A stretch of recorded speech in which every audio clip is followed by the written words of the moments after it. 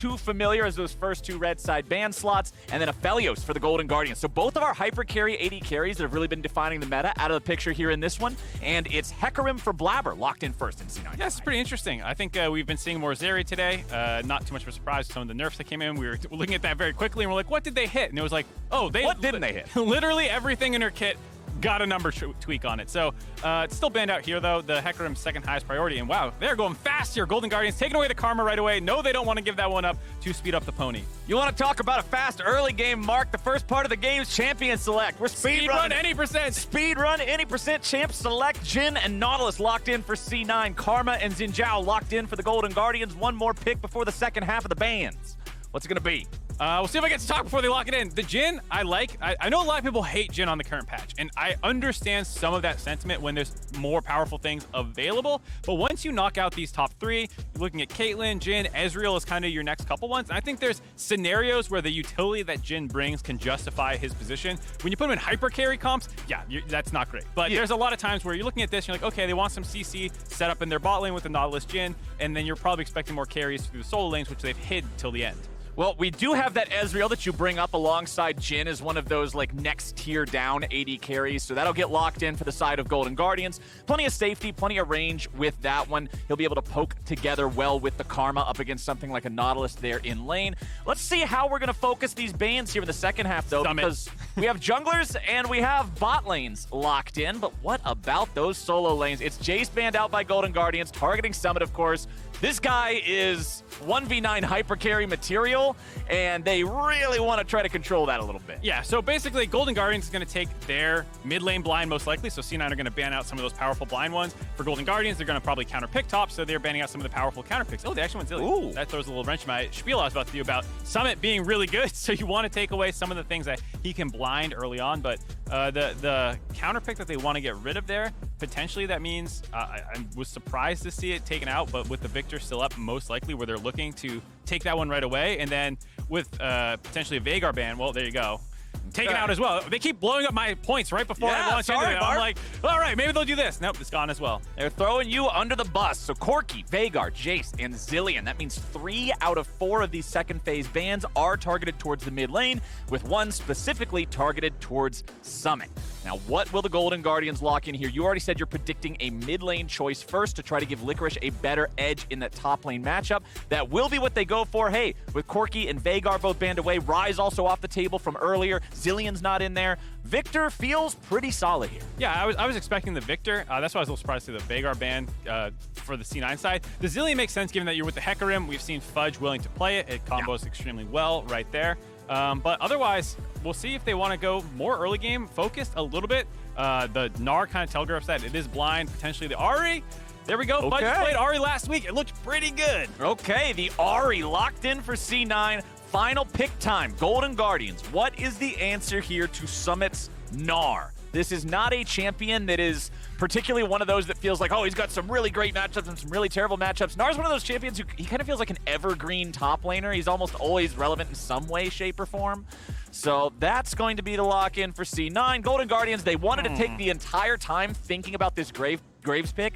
This was not an instant, oh, you got Gnar, we're taking Graves. They thought about it, and they decided to go with it. Could have been as well just discussing other strategies. Sometimes you know, and especially given the bans that they kind of threw, probably, you know, he's going to fall back on his Gnar pick. He loves playing that. And you might just be talking through other things. A lot of the times you'll hold your last pick, even if you know what it's going to be, to talk about early game plan for Pridestalker, where you want to go. Because that is part of the interesting thing about this matchup for me is jungler attention. Pridestalker being a lot more aggressive, especially on the Zhao pick, is trying to get into these lanes and influence them early on. Whereas C9, you know, Blaber does still get very active early on with his Hecarim. Doesn't wait for level 6. I can't wait to see how they're going to throw down, man. Should be a fun early game.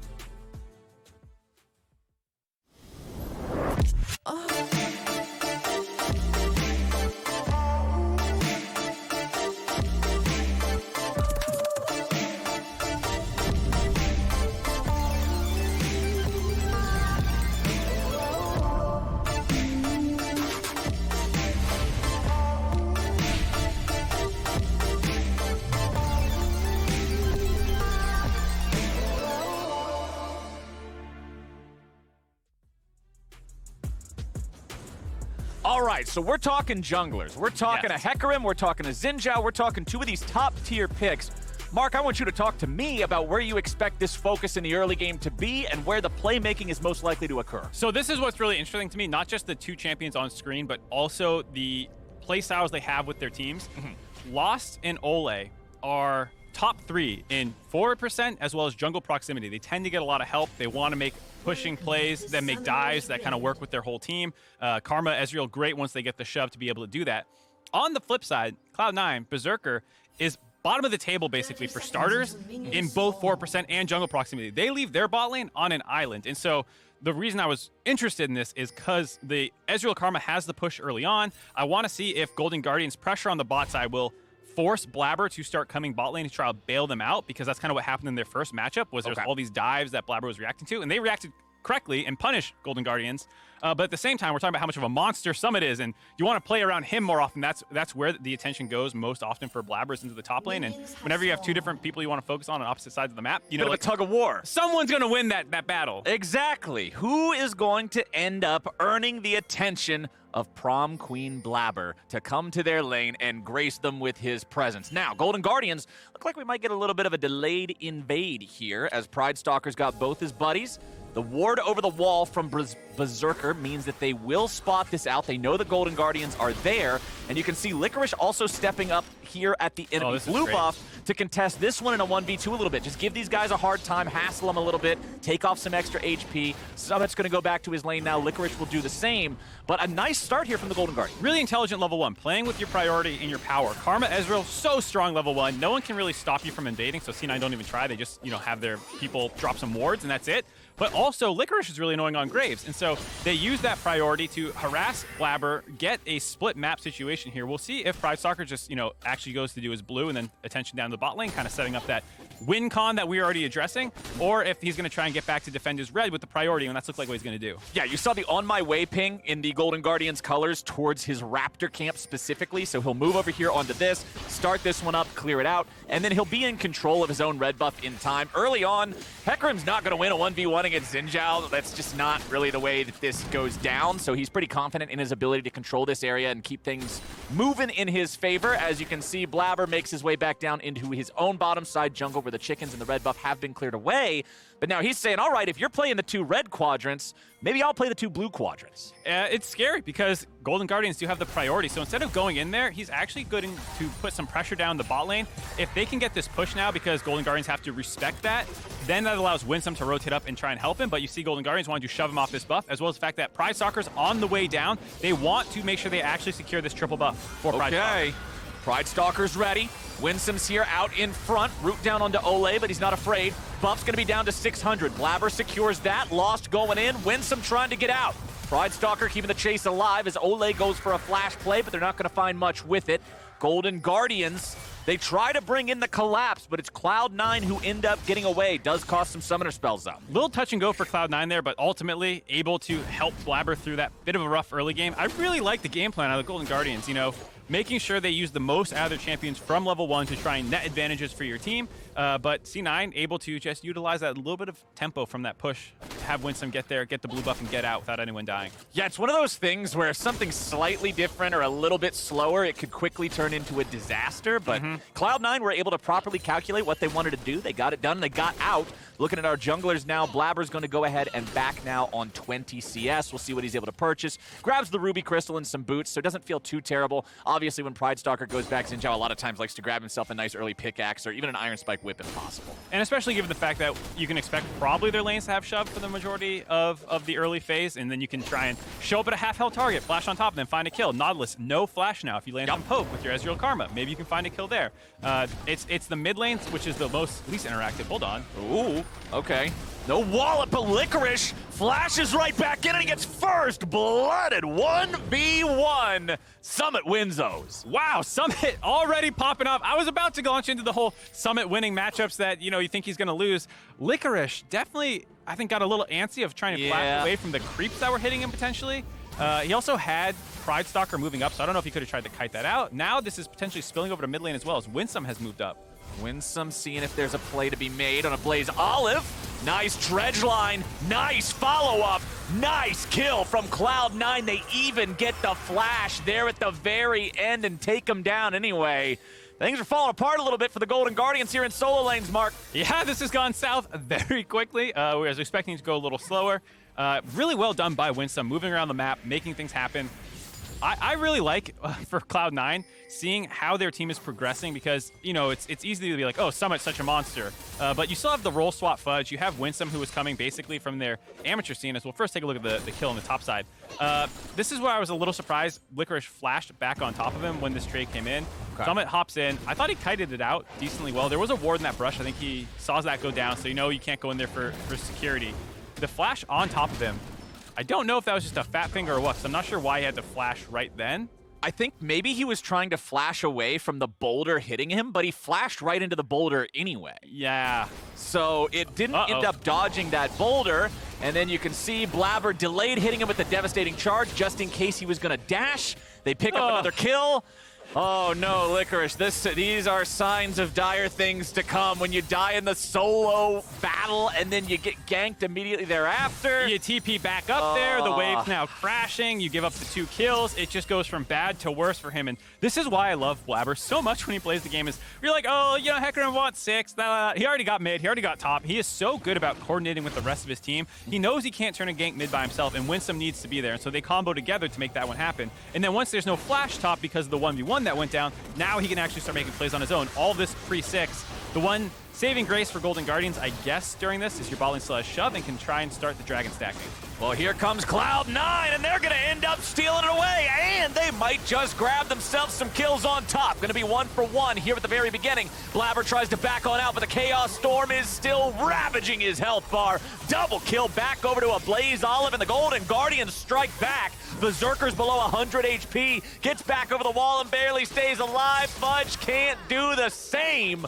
Golden Guardians, they may have lost the Drake, but they'll win the fight. Okay, so bit crazy there. You did not get the dragon, but you got a couple kills onto AblazeOlive, who I was worried about getting potentially snowballed on. Also, of course, a lot of flashes in this fight as well.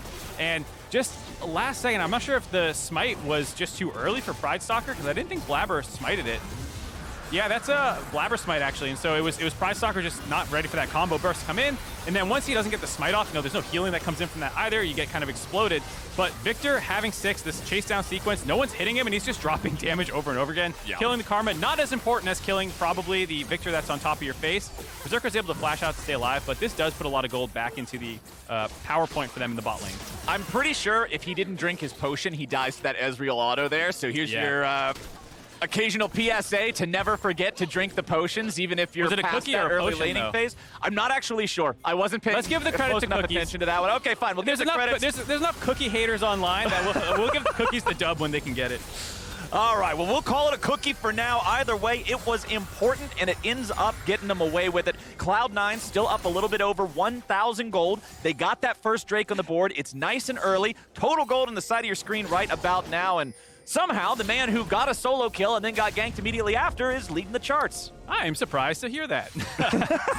No, this is why we were so excited about this game. Is we knew it was going to be a bloodbath from moment one. You know, there was already all these. Yeah, we're going to kill a minute. Yeah, we're going to kill a minute. I don't expect it to slow down from here. I mean, Summit is someone who wants to push his lead as far as he possibly can. He's probably going to be going that hull breaker next to try and keep putting the pressure onto Licorice. And that makes you, as Golden Guardians, want to make plays somewhere else, away from him, so that you're keeping pace with this Gnar, who feels like he's about to explode past the pace of the game. All right, Golden Guardians have brought some backup into the bot lane. Pridestalker is going to force the Cloud9 duo away from the turret. That'll let Lost pick up some money from the plates. But talking about plates, up there in the top half of the map, it is Blaber securing the Rift Herald here for his team. And we'll see how much Cloud9's able to convert that into. Remember, Rift Herald does last 4 minutes. We're only 9 minutes in, so they'll be able to use that one for plates no matter what. And this is exactly what we were kind of highlighting with the jungle proximity in the 4% for C9's bot lane. It's not that they're a bad bot lane, which is, oh, hold on, just in trade. Yep. It's not like they're a bad bot lane for why you see these low numbers. They just don't get a lot of attention. Blaber comes down now to stabilize versus like trying to explode their leads. But Berserker is such a monster. His CSing is great, and he plays teamfights immaculately. When 20-minute comes around, it's like a bomb comes off. And that's why so many teams, I think, also want to attack their bot lane to try and stop Berserker from getting to that bomb status. Well, one thing that I also do like here is the fact that Golden Guardians, recognizing, hey, Blaber's up there, they're probably taking the Herald, whatever, they don't fight for it. They just bring Pridestalker down, knowing their opponents aren't going to die to any sort of a gank or dive, but Pridestalker's presence allows the other two to earn 2 plates, which is the value of a Rift Herald, right? Like, it's going to run in there, it's guaranteed to get 2. Yeah, you can set it up for more, but Golden Guardians not taking a fight that they're not confident in, but instead finding the better play to make as a trade, you're happy to see stuff like that, especially considering this team, like, people are excited to see Golden Guardians right now because of their early game aggro and how they've had all these awesome starts. But then things generally get a little bit bumpier in the mid game, right? It's some of that coordination, it's some of that decision making. So the more solid decision making I get to see from Golden Guardians around like these macro decisions, the more excited I am to see how their games are going to play out. I think that's one of the things about this roster too, as in a bit of a development roster, AblazeOlive is still relatively on in his career starting the LCS. Pridestalker as well as been in the LEC and then went back down to the ERLs, now back here. So a lot of these players, it's either their first or second attempt in the LCS. I mean, Olleh and Licorice are, you know, the 2 oldest, you could argue, on the team, right, in terms of experience. So, you know, it's not like a totally development roster, but I think Golden Guardians is one of these teams that you would have expected to ramp up across the season, and those mid-game decisions are the things that can really sink these development teams when your vision control is not quite right or your setup around objectives are the harder things to work on. Well, we've got 30 seconds until our next Drake spawns. Remember that first Drake was a Golden Guardians attempt that was then outsmited by Cloud9 as Golden Guardians won the fight. So let's see what Blaber wants to do up here in the top side. He'll be going after Licorice, gets the devastating charge. Licorice with the flash out, but the onslaught of shadows finds its way in. They give the kill over to Summit, and there's no way home except a black and white screen for the top laner of the Golden Guardians. 0, 3, and 0 now. Bit of an item diff right there. Hullbreaker, very cheap item, 2,800, and with how far ahead Summit was, could rush that one down very quickly. Golden Guardians are going to struggle to make a play on the other side of the map with the enhanced recall from Blaber already making his way down there, so they're trying to do this Dragon instead in response to losing their top lane turret. Well, the top lane turret being gone, also going to have that Rift Herald, looks like getting the charge into the second one. But the Drake will go the way of the Golden Guardians. Cloud9 cannot get their jungler down there in time, so they don't want to YOLO anybody in there for no reason. They're still 2,500 gold ahead. Drakes are tied at 1-1. Will be an Ocean Rift / Ocean Soul, but hey, whenever Drakes start off one for either side, Soul's not really a conversation that's going to be relevant anytime soon. No, this is going to delay that bot lane win con that Golden Guardians kind of had about if they could, you know, shove out bot lane and control those. The Smite Steal, bit of a disaster in that sense because it's not pushing a timer or win con for your team anymore. Right. And that makes the Hullbreaker Gnar even scarier as he keeps getting further and further ahead because he doesn't need to join fights if he doesn't want to currently. Just hang out on the other half of the map. No reason not to. All you're dealing with is a Graves who is now a level and 20 CS and half of an item behind you. Things are just going to keep going Summit's way. Finally, Herald summoned up down here. Summit goes in, just goes for the ulti into the wall. Not going to hit anything but a minion wave with that one. And Herald only ends up getting the 2-plate value that it's guaranteed to get. So honestly, the Rift Herald take from Cloud9 and the trade that happened with Golden Guardians bringing Pridestalker down for plates, that equalizes. Does equalize. I will say one of the things I do like about a Rift Herald, even if you trade it out initially for the turret plate situation, is it kind of gives you your pick of where you want to use it. I really like them when they're used mid to try and break turrets against things like a Viktor whose wave clear becomes absolutely insane. A nightmare. Yeah, you hate trying to push. So if you can force that to take 2 plates against Viktor or something else, I appreciate that a lot more. I think he used it bot lane because it was starting to time out because he used the recall for tempo after the initial dive attempt in the top lane. So I don't think there was a better call for Blaber there, but in general, that's one of the things that makes Rift Herald nice is you do kind of get your pick of the litter of those turret plates versus what your game plan initially set you up to do. All right, so we're just about 14 minutes in. Plates are about to fall. This is when I consider things to be in the mid-game for real. We have officially entered the game. We have officially entered the mid-game in 2, 1, boom. Okay, so now, Mark, Golden Guardians are down 3,000 gold. Yeah. We've hit the point of the game where we've said, hey, we want to continue seeing improvements around this point of the game for this team. The Cloud9 lead keeps on building. What is the play here? What is the call for Golden Guardians to stop this bleeding and get some solid ground to stay in? So initially I thought with all the pressure that their lanes were going to have, they want to be ahead at this point in the game, most likely. The nice part is you still have a bit of scaling in your back pocket with the Viktor, going to outscale the Ahri and things like that. So if you can slow the Gnar split push down, slow the personal gold accumulation going on for him, and then play for objectives where they have to run into you. There is a fair amount of engage on Cloud9's side, but if they flub a Nautilus engage, Blaber ends up too far the rest of it ahead of his team. Viktor and Karma have a ton of kite back potential that you can then kind of kill these people on their way out of a flubbed engage. And that's kind of how they're probably gonna have to play these team fights from behind. They will not have the control. They will not be the ones making them face check you and then you get to land a bunch of poke. You're gonna have to hope that they try and punish you and you get out safely. Well, talking about getting out safely, man, not when the Nautilus ulti comes over the wall. Olleh gets picked off and Cloud9 pick up another kill. Winsome with a good flash away there to get out of the range of both the true shot barrage and the collateral damage, meaning there won't be a trade back, and that's just a +1 for Cloud9. Excellent example of what I just said, not to let happen. Thank you for illustrating that, Golden Guardians. I mean, it is hard. It's one of those things where it's like, tough. Just don't die, forehead, but then, you know, you don't have as much vision Just control. don't get engaged on versus Nautilus and Hecarim. Yeah, and Jhin for root follow-up. Yeah. You know, like, it's tough when you're not ahead with this comp early on because Ezreal Karma wants to play with priority. They want to force you to get doinked on as you kind of walk forward and try and contest that vision. And when the side lane's also not going your way, it's just very difficult to find a way back in the game. They don't have that much playmaking outside of Pridestalker. The rest of the team has almost no guaranteed CC, and so it's hard to push an advantage if you're not even ahead. Ooh, nice job there from Fudge, forcing out the flash from AblazeOlive, who would have been dead if he didn't use the summoner spell there. Now Blaber's trying to invade the enemy jungle. He's hungry for some chickens, but he got a little bit more than he was looking for. Has to ult out to stay alive. Nice max range ult there, actually, to get over the wall as well. Getting enough distance from everyone but the Ezreal, who, yeah, he can follow, but doesn't have enough damage to He shoots you once or twice. No big deal. All right, peace, dude. I got armor. Easy enough, easy enough. Still, 4,000 gold lead for the side of Cloud9. 45 seconds till our next Drake spawns. I expect Golden Guardians to probably surrender this one. We'll see. I think you would expect them to, but they have also invested some pressure in the bot lane and the mid. They're clearly willing to let top lane kind of go south as it's gone with how well Summit played that lane phase. It's just about, can you find a way to hit them during this part when they're trying to set up vision control? There was a reset there for both AblazeOlive and Lost.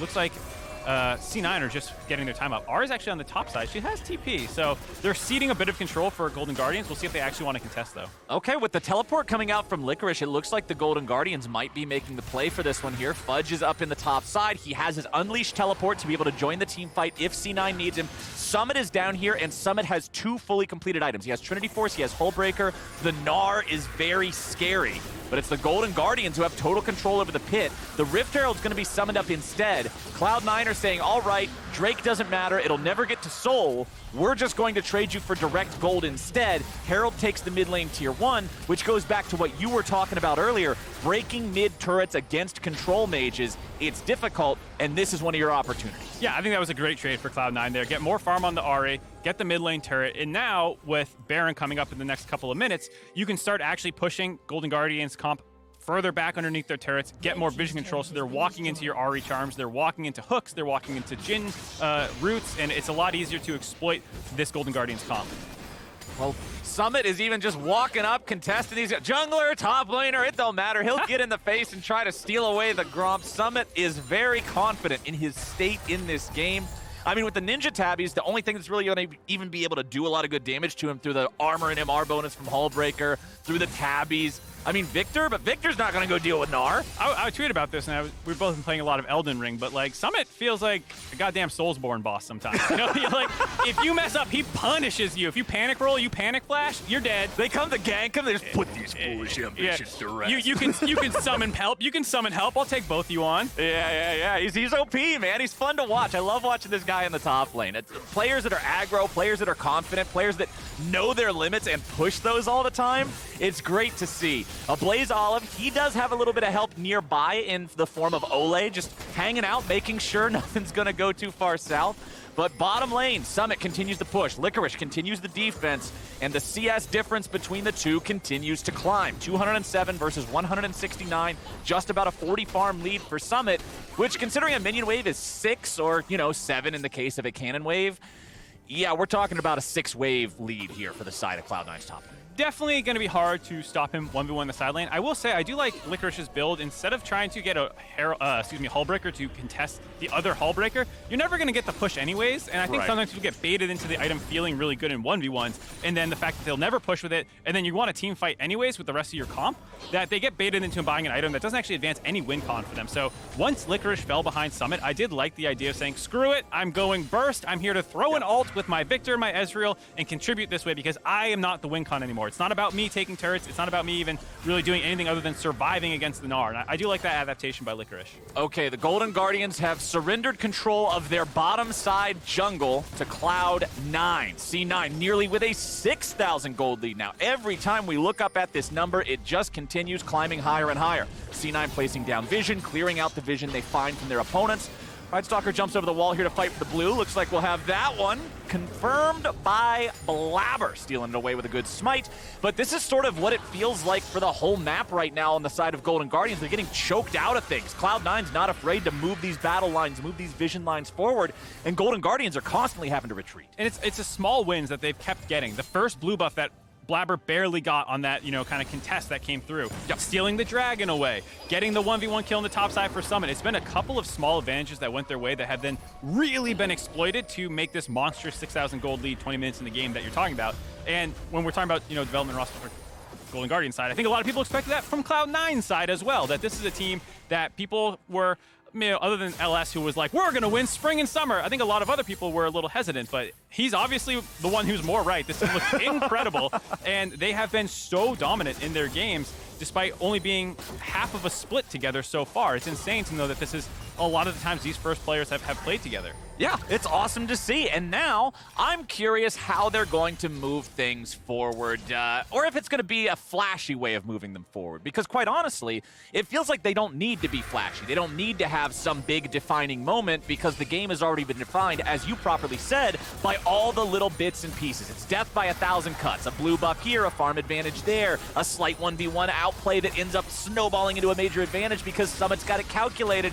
All these different things, and now a TP's coming in. Licorice is getting caught, and Cloud9's decided to engage. Fudge finds the back line to the TP, and lost is lost indeed. Olleh tries to escape as Pridestalker goes into the back line and finds a kill, but Cloud9's cleaning up the whole damn team. Double kill for Berserker, 3 dead for only the support of C9. The fight went exactly the way you would expect it to, and Baron's the reward. Cloud9 going to be able to win that fight. Golden Guardians were posturing with the dragon coming up, trying to find a fight before it actually came to that. They ended up having a TP ward behind them, didn't know that, and then once they got collapsed on, it was a abandoned ship, basically. Every man for himself at that point. Like, this is a nice idea. Before the dragon actually spawns, pick the fight early. Licorice had rotated down from the bot side to try and make this one happen, but of course, they didn't clear all the wards out. I think that's actually, yeah, it's a ward down there. And so it gives Fudge an angle to immediately access Lost. They kill him. Licorice got chunked out during that flank time, and AblazeOlive and Pridestalker are just all in for 1 kill on the bottom side of this fight. They get 1, and that's all they could get. Sorry, Berserker, still too healthy to end up taking down. Nice shots coming out there from Berserker, too. Whenever Jhin's ulti hits the shots, one thing that I've learned to appreciate more about games over time is sound design. Those thumps from those bullets, they're chunky. Boom! Yeah, they feel good to hit. It's just such a cool ulti. And hey, nearly 4,000 damage in the team fight. It's not all about the noise either. It's about the damage the noise does. This is the kind of Berserker bomb that comes at 20 minutes that I was talking about. Like, has he been the story of this game? No, we've been talking about Blaber and Summit and all these other people. And then 20 minutes comes around, it's like, oh, he's doing the most damage in team fights again. Every single time it feels like Berserker just comes online at 20 minutes, and it's the case again here, playing that fight extremely well. I'm going to call him Chekhov's Berserker, because he's mentioned in passing at the start of the story, but we don't mention it for no reason. He's going to show up later and serve a very important purpose, and that's what he's doing. It's Chekhov's Berserker. The fact that he's there will be a thing for him to do later, but he's not going to be the main character.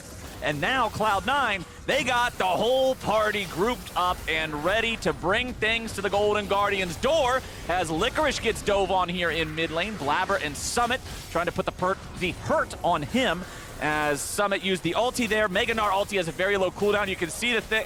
You can watch it in real time. There it goes. Yep. It's cooling down. Where's the ulti? Oh, It's around here. Okay, cool. There it is. It's back up. It was really nice to just chunk out Licorice, though, because it allowed them to grab that bot lane turret. Blaber just heals off the camps, and they're right back to it. Ooh, and Olleh is not as durable as Licorice is, so he's just going to get exploded here in this one. Cloud9 take out the enemy support. They got a 5v4 man advantage. They get the Chaos Storm out of the Viktor. They will take the mid lane inhibitor, but health bars are injured enough. They won't take anything else. It's time to regroup.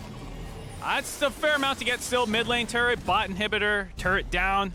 It feels it's a lot. It's a lot for only 24 minutes in the game. 11,000 gold lead. Looking like Cloud9's about to move to 8-2. We were talking about if they can tie Team Liquid at the top of the standings.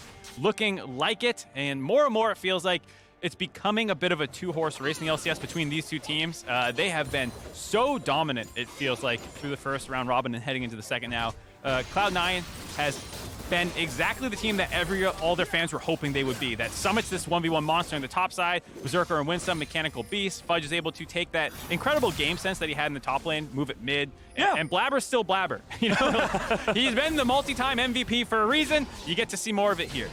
I mean, Golden Guardians, the one thing they got going for them is they are on Soul Point. So, I mean, hey, one more Drake could get you an Ocean Soul. Remember, Soul on average worth about 5,000 gold. But I mean, I wouldn't be being honest if I said I think there's any chance of them getting a Drake at this point in time. When you look at the map, they've lost so many of these Smite fights, it's about time they get one. Like, how are they even going to get the man into the pit? There's no way. He's got to go on a magical journey through all of Summoner's Rift just to get down there. Solid Pridestalker in a box, moving down the lane. Sneak through all the vision, get past the guards. Yeah, why not? Well, that's just about it for the Golden Guardians. I would say anything shy of their jungler being able to do a true Metal Gear Solid impersonation, steal away a soul, and then somehow 1v5 his way out, it's not happening, man. For Cloud9 as well, do you really need an Ocean Dragon right now? Like, don't even go to it. Just keep the pressure up, take this inhibitor, then move everyone topside, and Golden Guardians are stuck in their base. Yeah, Licorice is stuck against the inhibitor, and gallop. Here comes the horse, baby. Blaber picks it up as Summit did most of the work. And there goes inhibitor number 2 here in bottom lane. AblazeOlive moves forward, tries to scare away the Cloud9 top laner, but he'll only be able to push him back after his objective is already complete. The remainder of Cloud9 will move up into the top side here. Still a 5v4 overall fight.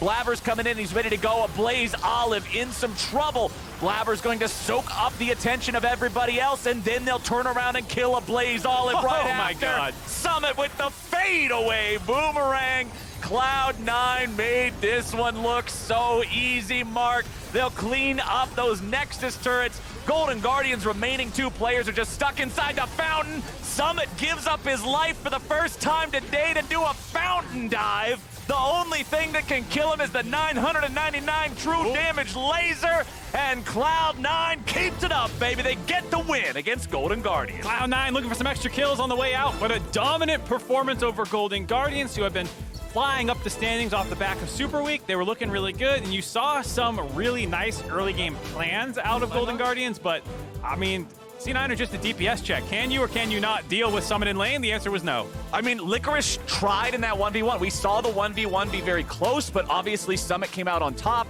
We liked the early invade plans coming out from the Golden Guardians to try to mess with the jungle, mess with the pathing a little bit. Again, Cloud9 came out on top because of winning the Smite fight, and I go back to what you were talking about.